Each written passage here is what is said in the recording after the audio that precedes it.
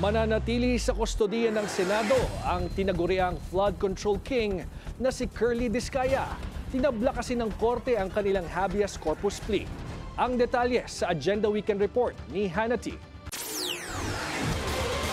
Ibinasura ng Pasay City Regional Trial Court ang habeas corpus petisyon ni Curly Discaya tungkol sa kanyang Senate detention.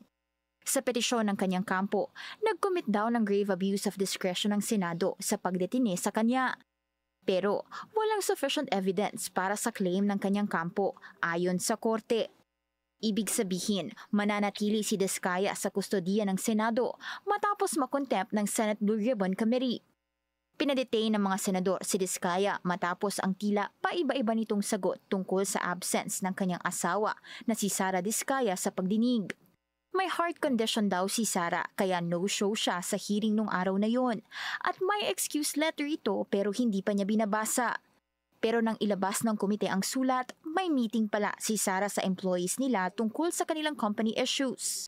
Your Honor, humihingi po ako ng pasensya po sa inyo.